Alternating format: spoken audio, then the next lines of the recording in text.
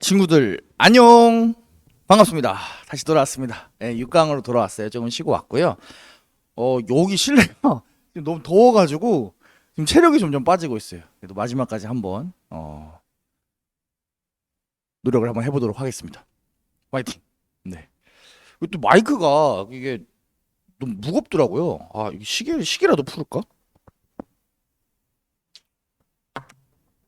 이게 무거워가지고 손목이 아프더라고요. 화이팅 해보겠습니다. 자, 그래서 오늘 지금 이 시간에는 신라랑 가야 이야기를 해보도록 하겠습니다. 지난 시간에 고구려와 백제를 공부를 했지요. 그래서 우리가 지금 계속 하고 있는 것들이 삼국이 초기에는 굉장히 작은 나라에서 시작했지만 점점 세력을 불려갔을 것이다. 그래서 나중엔 이 지도를 꽉 채웠을 것이다. 우리가 그런 나라들을 중앙집권 국가라고 하는 것이다. 라고 하는 내용들 잘 기억을 해주시기 바랍니다. 고구려 같은 경우에는 동명성왕이 세웠고요. 베이스를 다진 사람은 태조왕이었다. 백제 같은 경우에는 온조왕이 나라를 세웠고요. 베이스를 다진 사람은 고이왕이었다. 온조왕의 위례성 같은 경우에는 지금의 풍납토성이었고요. 고이왕은 마한의 세력들을 점령하면서 세력을 넓혔을 거고, 그 다음에 여러 개의 관직을 설치하고요. 관리의 등급을 정하고요. 그 다음에 고대 국가의 법률이었던 율령을 반포했다. 되겠습니다. 자, 신라 얘기를 해봅시다. 우리가 마한 지역에 있는 여러 개의 작은 나라들 중에 하나였던 백제국이라고 한 나라가 성장을 해서 백제가 되는 겁니다. 점점 커지는 거예요. 온조왕과 호위왕을 겪으면서. 신라도 마찬가지일 겁니다. 지난해 여러 개의 나라가 있는데 그 중에 사로국이라고 하는 나라가 있었어요. 이 나라가 나중에 커서 신라가 되는 겁니다. 그런데 사로국은 백제국이랑 출발할 때 기본 스타트가 다른 부분이 있어요. 좀 더 불리합니다. 뭐가 불리했을까? 위치가 다릅니다. 위치가. 자, 백제 같은 경우에는 큰 강을 끼고 있죠. 바로 한강입니다. 지금도 서울에 있는 여러분들 한강 굉장히 좋아하지요. 한강이 있으니까 굉장히 농사도 잘 돼서 풍족하고요. 한강을 따라서 강을 따라서 바로 바다로 나갈 수 있습니다. 바다로 나가게 되면 좋은 것이 뭐냐? 바다를 따라서 한 군현과 교류할 수 있고요. 좀 더 항해술이 발달하면 직접 중국으로 넘어갈 수도 있을 겁니다. 그런데 반면에, 그러니까 백제는 위로 반대로 여러 가지 국가들과 바다를 통해서 교류를 할 수 있었어요. 반면에 신라, 사로국 봅시다. 지금의 경주 위치입니다. 일단 큰 강이 없어요. 여치저치 해가지고 지금 울산 있는 경주에 있는 바닷가 쪽으로 나온다라고 하더라도 이쪽으로 가면 뭐가 있냐? 아무것도 없습니다. 이쪽으로 뭐 한 수천 킬로 가면 뭐 미국이 나오겠네요. 갈 수가 없잖아요. 그죠? 뭐 위로 올라가도 뭐 가기가 불편할 거고요. 네. 이렇다. 교류를 할 수 있는 선진적인 문명이 주변에 존재를 하지 않았어요. 그러다 보니까 사로국은 백제국에 비해서 발전할 수 있는 속도가 지리적으로 불리할 수밖에 없었다. 고구려에 비해서도 마찬가지일 겁니다. 고구려는 위에 부여도 있고 바로 아래쪽엔 한사군도 있고 끊임없이 작은 나라들과 치고받고 싸우면서 성장할 수 있었지만 신라는 상대적으로 지리적 위치가 불리했다. 이런 것도 여러분 체크할 수 있을 겁니다. 이런 것들은 우리가 신라의 건국 이야기에서도 알아볼 수 있어요. 우리가 다른 나라 같은 경우에는 건국 이야기를 한 개씩 공부했습니다. 고구려 하나, 백제 하나 공부했어요. 그런데 신라 같은 경우에는 건국 이야기가 세 개나 존재합니다. 그리고 이 사람들의 성씨도 다 달라요. 박혁거세, 석탈해, 김알지입니다. 사실 각각 내용이 굉장히 길긴 한데 세 개 다 읽어보기 어려울 것 같아서 선생님이 요약해서 가져왔습니다. 자, 요약하자면 신라의 사로국 처음 세웠던 사람으로 얘기가 되고 있는 박혁거세 같은 경우에는 하얀 말이 하늘에서 내려왔는데 그 알이 알을 품었고 그 알에서 사내 아이가 나왔다. 역시 알에서 태어났어요. 알에서 안 태어나면 우리나라는 나라를 못 세우는 것 같아요. 기본적으로. 그 정도 알 정도는 돼야지 이제 한 나라의 왕이 될 수 있는 거죠. 자, 석탈해 같은 경우에는 배가 왔는데 그 배 안에 박스가 있었다. 근데 그 박스를 열어보니까 사내 아이가 나왔다. 그러니까 바닷가에서, 그리고 또 이 그냥 괴짝이 아예만 있는 게 아니라 보물 같은 것도 가득했다고 합니다. 그러니까 뭔가 해양 세력 같은 것도 우리가 암시할 수 있는 거죠. 어쨌든 석탈해라고 하는 설화도 있고요. 그 다음에 김알지라고 하는 사람은 어떻게 됐냐? 경주 숲속 나뭇가지에 금빛 상자가 걸려 있고 흰 닭이 울고 있어서 상자를 열어보니까 역시 사내 아이가 나왔다. 하늘에서부터 뭔가 또 이제 아이가 등장을 하게 되는 거죠. 김알지 같은 경우에는 나중에 왕이 되지는 않고요.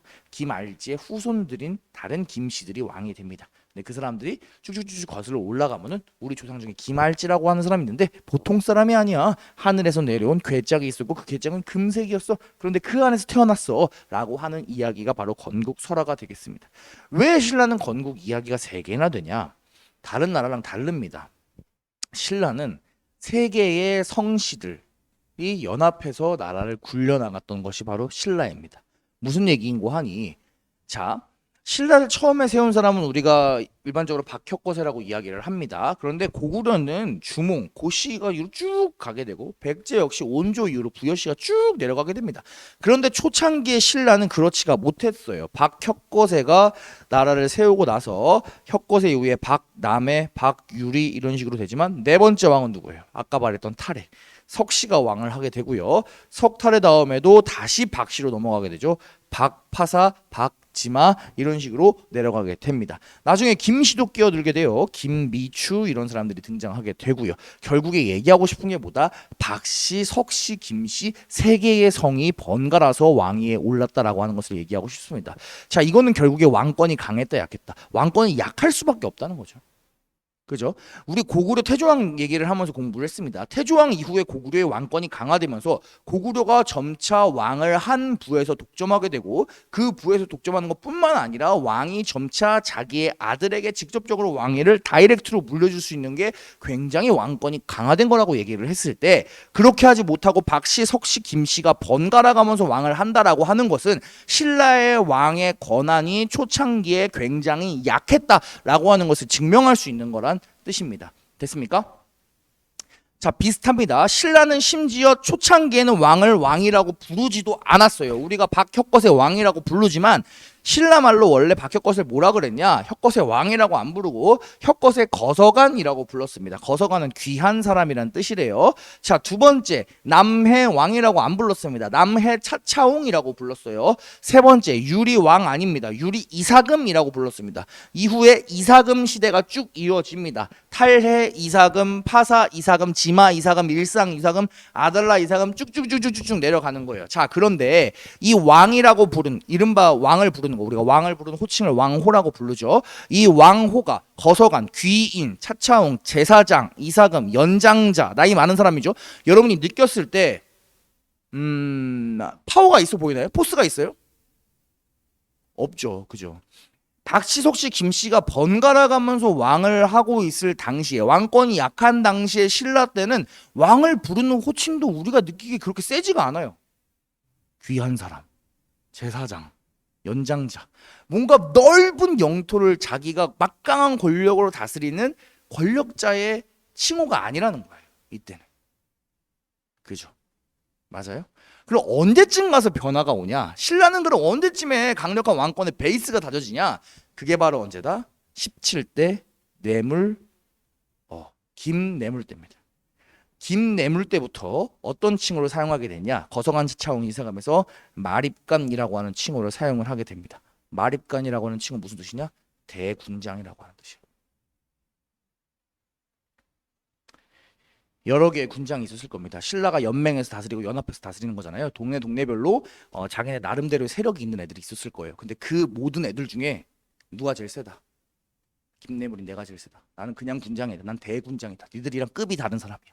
라고 하는 내용이 마립간이라고 하는 칭호 안에 들어있는 겁니다. 그러니까 결국에 길고 긴 거의 300년이에요.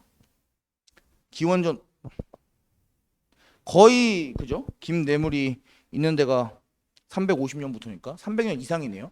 박석김 씨가 번갈아 가면서 한 게. 유리 이사금이 57년이니까 그때부터 하면 300년 정도겠네요.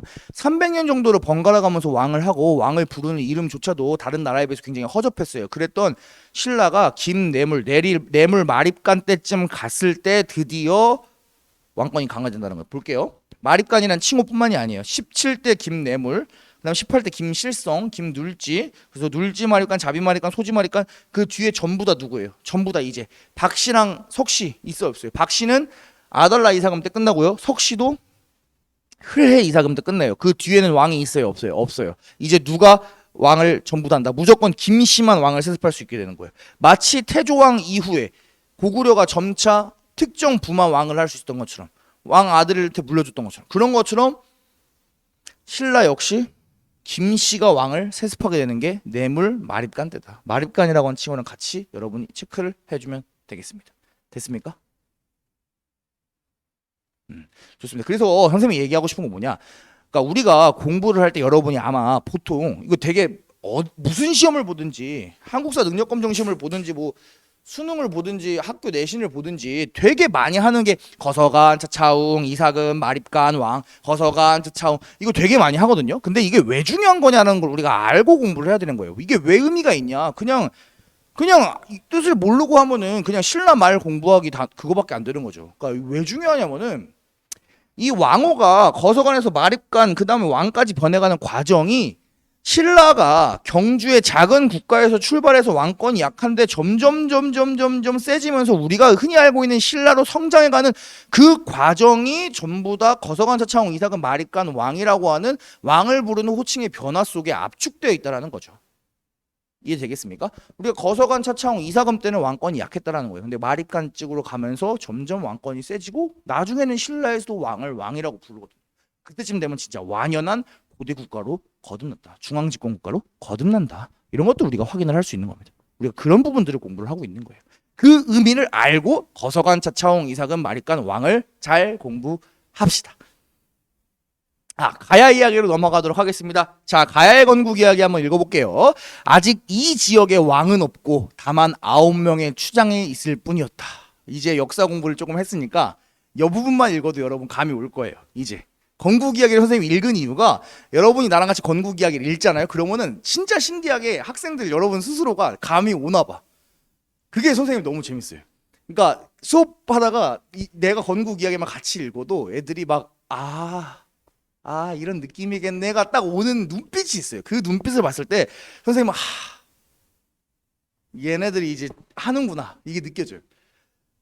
벌써 느낌이 오죠. 얘네 뭔가 왕권이 약한 느낌이 있구나 벌써. 어느 날 하늘에서 아홉치장에게 구지가를 부르라는 소리가 들렸다. 구지가는 노래 이름이에요. 거북아 머리를 내밀어라. 내밀지 않으면 구워 먹으리. 뭐 이런 노래를 불렀대요. 그러니까 하늘에서 황금알 6개가 든 상자가 나타났다. 여기서 딱 이제 감이 오는 표정이야. 황금알 6개. 일단 알이죠, 그죠? 우리나라는 알에서 안 태어나면은 뭐 나라를 세울 수 없으니까 거의, 그죠? 근데 알이 몇 개야? 알이 6개야. 계속 읽어볼게요. 6개의 알에서 각기 사내 아이가 나왔다. 그러니까 각자 왕이 된 거죠. 첫째 아이의 이름을 수로라고 했고 나머지가 각각 모두 6 가야의 왕이 되었다. 그래서 우리가 보통 김수로라고 부르죠. 김해 김씨의 시조라고 부르는. 그래서 수로왕이 있고요. 모두 다 그래서 6가야가 되었다. 그래서 가야 같은 경우에는 변한 지역에서 성장을 했어요. 그런데 여러분이 지금 건국 이야기에서 봤듯이 눈치를 이미 챘듯이 소국의 연맹이에요. 그냥 가야라고 하지 않고 보통 가야 연맹이라고 부릅니다. 그리고 가야 연맹의 대장은 첫 번째였던 제일 형인 수로고 수로가 세운 게 금관가야입니다. 금관가야는 지금의 낙동강 하류의 김해 지역이에요. 그래서 우리가 좀 논란은 있지만 그래도 삼국유사라고 하는 우리나라 역사책에 따르면은 가야는 총 6개가 있었고요. 각각 금관가야, 대가야, 성산가야, 아라가야, 고령가야, 소가야라고 합니다. 그런데 우리가 중학생 수준에서 이 가야들의 이름이나 위치를 다 알 필요는 없을 것 같고요. 일단 지금 이 단계에서는 김해 지역에 있는 금관가야 정도만 알아둡시다. 나중에 대가야도 추가적으로 알아야 되는데 오늘 첫날이니까 금관가야 정도 김해 지역만 알아두도록 합시다. 낙동강, 여기 낙동강이 이렇게 흘러요. 낙동강 하류에 위치하고 있고요. 지금은 낙동강 하류가 굉장히 퇴적이 많이 돼가지고 땅이 넓은데 옛날에는 굉장히 많은 바닷물이 들고 나가는 그런 만 지역이었다고 합니다. 그래서 이 낙동강을 바탕으로 일본이랑 한 사군이랑 굉장히 교류를 활발하게 했던 게 금관가야였다고 합니다. 그래서 보게 되면은 김해 지역의 금관가야 같은 경우에는 삼안과 동해, 그러니까 우리나라 남부와 북부를 포함한 낭랑 대방, 그러니까 여기 한 군현들, 그 다음에 일본이랑도 활발하게 교류를 했고요. 이 지역의 변한 지역에서 우리 얘기했었죠. 철이 굉장히 많이 났기 때문에 철을 수출을 했다고 합니다. 일본은 쇠를 덩이로 만들었던 덩이쇠를 화폐처럼 사용하기도 했어요. 그리고 일본에도 영향을 주었는데 뭐 일본의 토기, 이 가야의 토기고 일본의 토기라고 합니다. 비슷하게 생겼죠. 그래서 영향을 주었다. 고대 단계에는 당연히 붙어 있으면 서로 교류를 하고 그럼 서로 영향을 주고 받을 수밖에 없을 겁니다. 그래서 오늘은 신라와 가야에 대해서 알아봤고요. 아마 선생님이 생각하기로 이때쯤 됐으면 여러분이 우리가 벌써 고조선부터 고조선, 고구려, 백제를 다 했으니까 건국 이야기만 봐도 탁 좋습니다. 그래서 신라 같은 경우에는 사라국에서 출발을 했는데 지리적인 이유로 고구려 백제보다 발전이 느렸다. 그래서 언제 신라의 기틀을 다진 사람은 누구다? 우리가 뇌물마립간이라고 부른다. 뇌물마립간 때 드디어 마립간이라고 하는 칭호를 사용하고 그 다음에 누가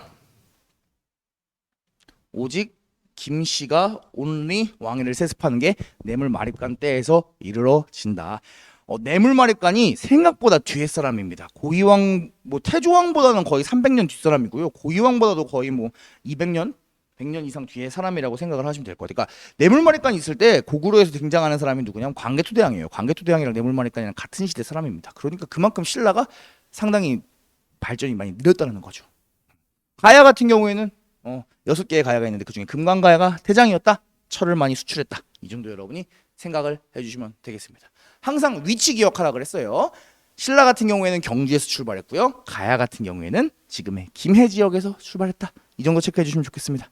좋습니다. 그러면 오늘 신라랑 가야도 수고가 많았고요. 이제 드디어 다음 시간에 우리가 삼국시대라고 하고 고구려 따로, 백제 따로, 신라 따로 배우고 가야 따로 배웠는데 얘네들끼리 싸우진 않았잖아요. 근데 이제 드디어 다음 시간이 되면 얘네들 덩치가 야금야금 커지다가 서로 만나요. 서로 만나니까 어깨도 툭툭 부딪히고 다음 시간부터 슬슬 싸웁니다. 예, 이제 그럼 다음 시간에 삼국이 본격적으로 경쟁하는 이야기 배워보도록 하겠습니다. 정말 수고 많았고요. 다음 시간에 만나요. 여러분 안녕.